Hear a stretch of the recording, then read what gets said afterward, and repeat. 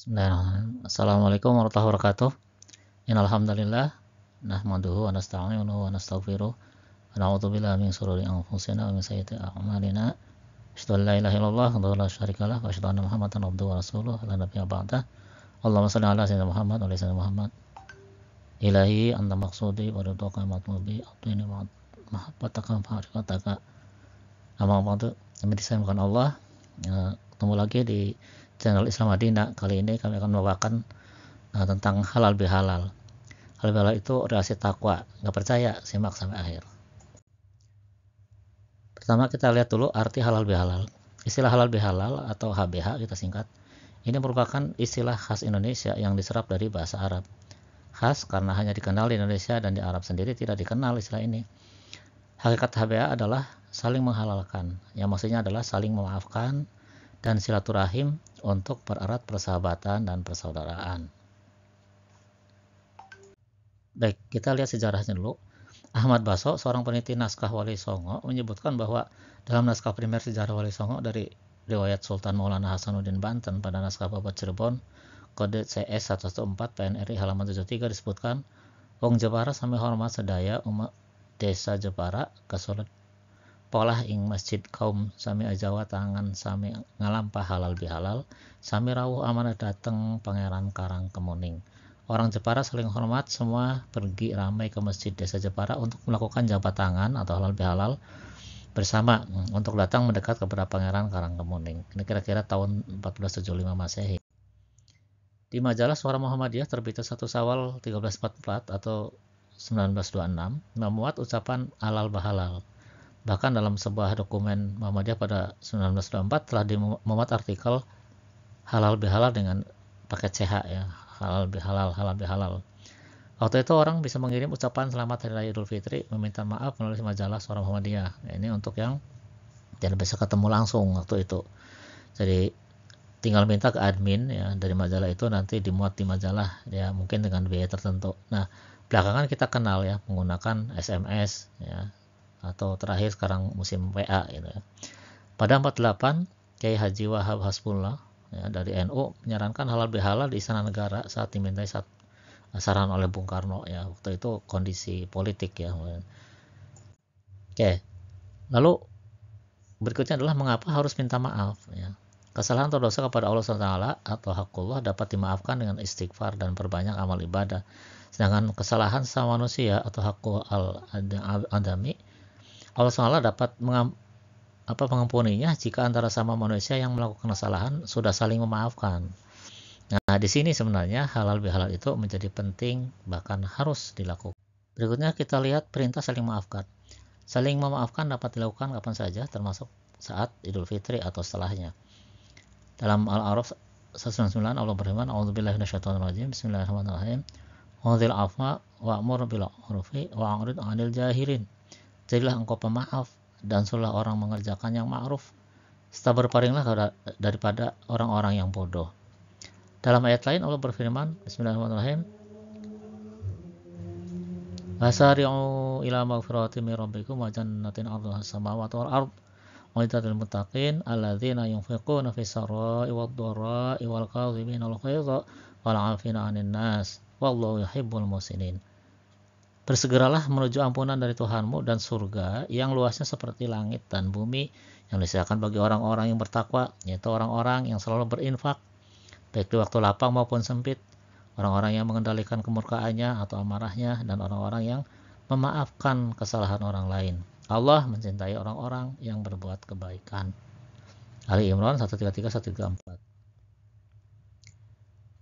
Dalam satu hadis diriwayatkan, barang siapa memiliki kesalahan terhadap saudaranya, baik moral maupun material, segeralah meminta kehalalannya hari itu juga, sebelum sampai pada hari tiada dinar dan dirham. Jika hal tersebut terjadi, bila dia memiliki amal baik, amal tersebut akan diambil sesuai kadar kesalahannya. Namun bila dia sudah tidak memiliki kebaikan, maka ia akan ditimpakan kesalahan dari saudara yang dia salahi. Nah, ini artinya harus bayar hutangnya berat ya, dengan pahala itu atau menanggung dosa yang kita salahi. Nah, momentum halal bihalal dapat diartikan sebagai penyelesaian masalah, ya, meluruskan benang kusut, mencairkan yang beku, dan mengurai ikatan yang membelenggu. Kemudian apa sih sebenarnya esensi halal bihalal? Allah merintahkan silaturahim dalam An-Nisa 1. Bismillahirrahmanirrahim. Wattaqullaha alladzi tasaaluna bihi wal arham. Innallaha kana 'alaikum raqiba. Dan bertakwalah kepada Allah yang dengan mempergunakan namanya kamu saling meminta satu sama lain, dan peliharalah hubungan silaturahim. Sesungguhnya Allah selalu menjaga dan mengawasi kamu. Halal bihalal, sebagaimana dikatakan Profesor Quraish Shihab dalam karyanya Membumikan Al-Quran 99, bisa menyambung sesuatu yang tadinya putus menjadi terikat kembali. Nah, dalam satu hadis diriwayatkan barang siapa ingin lapangkan pintu rezeki untuknya dan dipanjangkan umur, hendaknya ia menyambung tali silaturahim. Kemudian tradisi halal bihalal sebagaimana banyak dipraktikkan masyarakat Indonesia selain Idul Fitri, mereka saling memaafkan dibuktikan dengan saling bersalaman sambil mengucapkan mohon maaf lahir dan batin. Rasulullah SAW bersabda, tidaklah dua orang muslim saling bertemu kemudian berjabat tangan kecuali akan diampuni dosa-dosa mereka berdua sebelum mereka berpisah. Nabi SAW bersabda, sungguhnya penamaan Al-Rahim itu diambil dari nama Allah Al-Rahman. Allah berfirman, barang siapa menyambungmu, niscaya aku menyambungnya, dan barang siapa memutuskanmu, niscaya aku akan memutuskannya. Dan dalam hadis lain, barang siapa beriman kepada Allah dan hari akhir, hendaklah memuliakan tamunya. Barang siapa beriman kepada Allah dan hari akhir, hendaklah menjaga hubungan baik silaturahim dengan kerabatnya. Barang siapa yang beriman pada Allah dan hari akhir, hendaklah berkata baik atau diam. Bukanlah orang yang bersalam itu orang yang membalas kunjungan atau pemberian, tapi yang bersalam itu ialah yang menyambung perkara yang putus. Berikutnya tentang saling mencintai. Silaturahim akan kokoh jika kita saling mencintai. Dan sebaliknya dengan silaturahim kita insya Allah akan menjadi saling mencintai. Dan saling mencintai itu bisa dipupuk dengan saling memberi. Nabi Muhammad SAW bersabda, saling menghadiahilah kalian, niscaya kalian akan saling mencintai. Hendaknya kalian saling memberi hadiah, dan janganlah seorang meremehkan atau memandang rendah pemberian tetangganya, walaupun hanya secuil kaki kambing. Nafkahkanlah hartamu, niscaya akan diberi gantinya. Sedekah itu tidak akan mengurangi harta. Tidak ada yang memberi maaf kepada orang lain, melainkan Allah akan menambah kemuliaannya. Sebaik-baik manusia adalah yang paling bermanfaat bagi orang lain. Kemudian hukum halal bihalal, kira-kira bagaimana? Apa sih hukumnya? Ada yang kita lihat ya. Kita bisa tebak bagaimana hukum halal bihalal di kalangan ulama, pastinya berbeda ya. Muhammadiyah dan NU menghukumi halal bihalal itu mubah atau boleh. Nah, di kalangan atau sebagian ulama ada yang menghukumi halal bihalal sebagai bid'ah karena mengkhususkan hari Idul Fitri dengan bermaaf-maafan, membutuhkan dalil tersendiri atau tauqifi ya. Di tempat lain disebutkan juga katanya jadi mengkhususkan Idul Fitri untuk bermaaf-maafan adalah penambahan syariah baru dalam Islam tanpa landasan dalil. Jadi menurut mereka halal bihalal itu sesat. Tauqifi berarti sudah final ya, sudah berhenti, tidak bisa diubah, tidak bisa kayak kalau udah begitu misalnya. Tidak bisa manipulasi. Nah, kata ini berasal dari kata waqafa, berhenti ya, berarti sudah tidak boleh diapa-apakan lagi.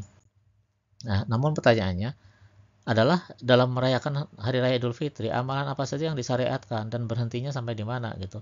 Yang disyariatkan dalam Idul Fitri adalah takbir, zakat fitrah, sholat Id. Apakah berhenti sampai sholat Id atau berikut khutbahnya maksudnya, atau harus sampai terbenam matahari 1 Syawal? Ya, artinya selama 1 Syawal itu kita tidak boleh ngapa-ngapain selain yang 3 ini. Nah, jadi berarti sampai pelaksanaan sholat Id. Nah, berarti setelah sholat Id kita boleh melakukan apa saja kecuali yang haram tentunya. Namun jika di sepanjang hari raya itu tidak boleh melakukan amalan selain yang disyariatkan tersebut tadi, nah karena khawatir bid'ah, maka kita harus diam, ya, tidak melakukan apapun. Gitu. Nah, kemudian jika minta maaf di Idul Fitri dimasukkan dalam syariat di samping takbir, zakat dan sholat Id, berarti itu bid'ah. Tapi kalau hanya suatu adat tidak disyariatkan sebagai amalan Idul Fitri, tidak termasuk bid'ah. Minta maaf ataupun bermaaf-maafan tidak dikhususkan di Idul Fitri, karena faktanya minta maaf sering dijumpai kapan saja di banyak momen dan kesempatan. Saat baru ketemu misalnya orang bersalaman, musafahah ya, yang menunjukkan saling maafkan atau halal bihalal. Asalkan bersalaman di banyak kesempatan itu juga tidak disebut bid'ah lagi. Nah, ketiga, secara syariat Idul Fitri itu hanya sehari pada tanggal 1 Syawal saja. Ya, semua umat Islam merayakan Idul Fitri itu tanggal 1 Syawal, meskipun kadang sering di hari yang berbeda ya. Artinya jika halal bihalal dilaksanakan setelah 1 Syawal, sudah bukan di hari raya Idul Fitri ya, yang hanya berlangsung sehari. Artinya halal bihalal tidak dikhususkan Idul Fitri kan. Nah, halal bihalal tidak masuk dalam syariat atau disyariatkan dalam Idul Fitri. Jadi setelah Idul Fitri atau 1 Syawal tidak termasuk Idul Fitri. Nah, jadi yang membolehkan HBH yang halal bihalal, yang tidak membid'ahkan halal bihalal, melakukan halal bihalal atau bersalaman di banyak kesempatan. Tidak khusus di Idul Fitri, setiap bertemu, sebelum berpisah misalnya, mau pulang dari masjid setelah sholat berjamaah, saat ada acara pengajian dan lainnya. Mereka bid'ahkan halal bihalal karena mereka tidak mengenal halal bihalal di banyak kesempatan. Ya wajar, karena halal bihalal di banyak kesempatan itu semuanya mungkin bid'ah. Jadi esensi halal bihalal adalah sebenarnya meminta maaf dan mempererat silaturahim yang diwujudkan dengan bersalaman. Jadi halal bihalal hanya nama lain dari bersalaman ya. Disebut halal bihalal karena momennya Lebaran yang dilakukan dalam rangka memeriahkan Idul Fitri ya. Artinya kalau memeriahkan Idul Fitri berarti apa? Bentuk mengagungkan syiar Allah. Dalam Al-Qur'an Allah berfirman, Bismillahirrahmanirrahim, dzalika ma yu'azzim syairallahi fa innaha min taqwal qulub. Demikianlah perintah Allah, dan barang siapa mengagungkan syiar-syiar Allah, maka sesungguhnya itu timbul dari ketakwaan hati. Jadi, sebagai penutup pemirsa, hal bihalal itu merupakan buah ketakwaan, timbul atas dasar kesadaran kita sebagai manusia yang pasti banyak salah dan dosa. Dan hikmahnya, hal bihalal akan merajut hati kita untuk saling mencintai ya, jika dihayati dengan benar. Pada saat situasi politik tidak menentu misalnya, halal bihalal bisa digunakan untuk mengembalikan situasi yang kondusif, lebih damai. Allahu a'lam, hanya Allah yang paling mengetahui, yang maha tahu. Jika ada benarnya tentu dari Allah ya, dan jika Anda share ke grup lain berarti Anda ikut menyebarkan kebenaran dari Allah. Insya Allah Anda akan dapat pahala. Jika Anda subscribe, jika belum ya, kalau belum berarti Anda membantu dakwah ini. Jika ada salahnya tentu karena kebodohan saya, untuk itu silakan perbaiki lewat komentar. Demikianlah, semoga kita bisa tetap menjalin silaturahim, mempererat persaudaraan, saling memberi dan saling mencintai. Rabbana atina fid dunya hasanah wa fil akhirati hasanah wa qina adzabannar. Subhana rabbika rabbil izzati amma yasifun wa salamun alal mursalin walhamdulillahi rabbil alamin. Assalamualaikum warahmatullahi wabarakatuh.